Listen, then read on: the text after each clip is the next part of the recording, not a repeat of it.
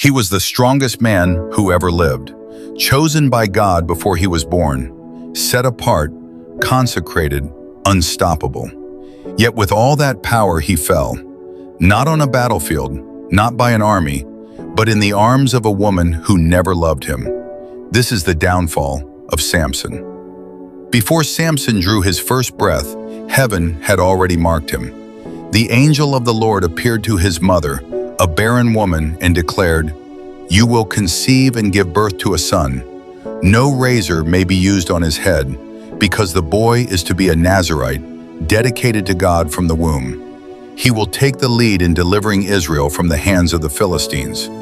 Judges 13:5. His hair was his covenant. His strength was not his own.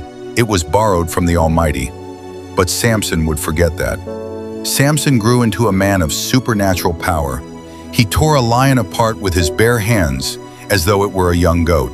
He struck down 1,000 men with the jawbone of a donkey. The Spirit of the Lord moved upon him mightily. But Samson had a weakness. He loved what God had warned Israel to avoid: foreign women. Women outside the covenant, women from the enemy's camp. The first warning came through a Philistine wife who betrayed his riddle at a feast. He should have learned.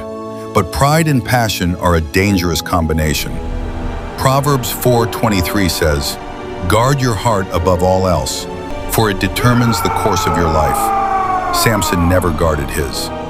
Then came Delilah. She was beautiful, she was charming, and she was bought. The rulers of the Philistines came to her with silver in their hands and poison in their hearts. "Lull him into telling you the secret of his great strength," they whispered. "We will each give you 1,100 pieces of silver." And Delilah said yes.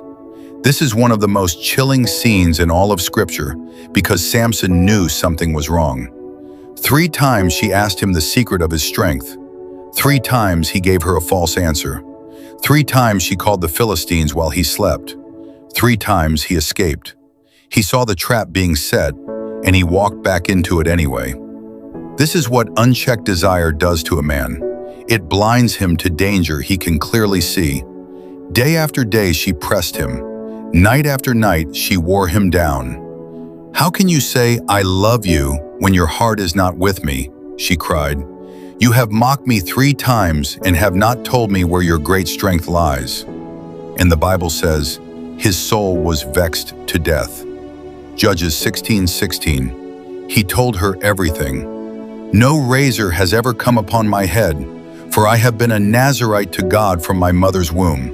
If my head is shaved, my strength will leave me." That night, while he slept with his head in her lap, the very image of false security, she signaled the enemy. A man came with a razor, 7 locks, gone. And when the Philistine seized him, he rose to shake himself as before. But he did not know that the Lord had departed from him. Judges 16:20. Those are the most terrifying words in the book of Judges. He thought he still had it. He didn't even notice God had left. They gouged out his eyes. They bound him in bronze chains.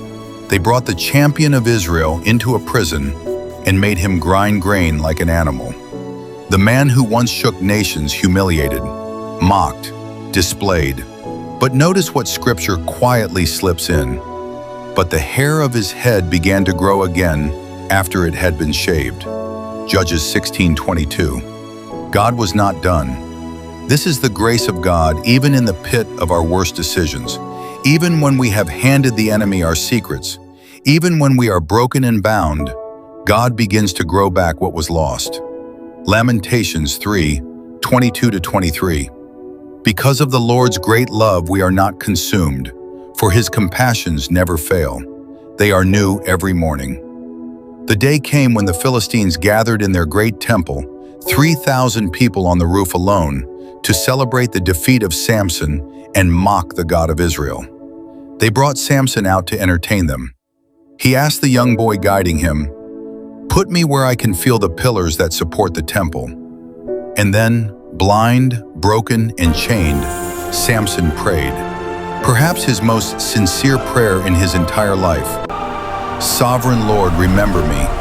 Please, God, strengthen me just one more time." Judges 16:28, and God heard him. The pillars fell, the temple collapsed, and Samson killed more enemies in his death than in his entire life. The downfall of Samson is a mirror. It shows us what happens when gifted people despise their consecration. When strength is mistaken for invincibility. When we entertain the enemy close enough to let them touch what God has set apart. But it is also a story of grace, because when Samson returned to God, even from the lowest place, God showed up. For the gifts and the calling of God are irrevocable. Romans 11:29. Don't let Delilah have your secret. Guard what God has placed in you.